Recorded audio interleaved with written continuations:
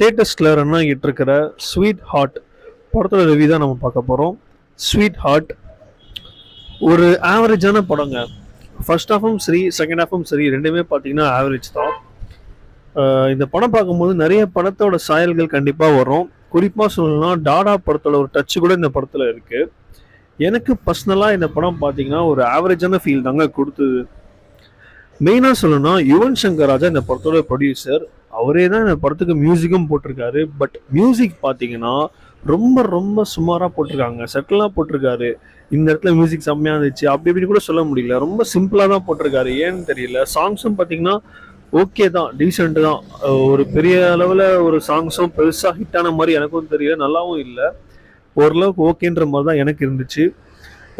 Rio அவர் கொடுத்த வேலை கரெக்டாக பண்ணியிருக்காருங்க. பட் ஸ்க்ரீன் பிளே இன்னும் கொஞ்சம் பெட்டராக பண்ணியிருக்கலாம். நிறைய இடத்துல லேக்ஸ் தெரியுது. ஒரே இடத்துல படம் சுற்றிட்டு இருக்கு. செகண்ட் ஹாஃப்லாம் பார்த்தீங்கன்னா எப்படா படம் முடியுன்ற மாதிரிலாம் எனக்கு ஃபீல் ஆயிடுச்சு. ஸோ அந்த மாதிரி தான் செகண்ட் ஹாஃப் ஒரு மாதிரி ரொம்ப ட்ராகாக இழுத்துட்டாங்க. கிளைமேக்ஸ் ஓகே, ஒரு மாதிரி நீட்டாக இருந்துச்சு. ஓவராலாக பார்த்தீங்கன்னா ஒரு ஆவரேஜான படங்க. சும்மா டைம் பாஸ்க்கான இந்த படத்தை நீங்கள் போய் ஒரு வாட்டி ட்ரை பண்ணி பார்க்கலாம். மற்றபடி மஸ்ட்டு வாட்ச்சு கண்டிப்பாக பார்க்கணும் அப்படிலாம் சொல்ல முடியல. ஒரு ஓகேவான படம், ஒரு டைம் பாஸ்க்கான நீங்கள் ஒரு முறை ட்ரை பண்ணலாம். See you guys.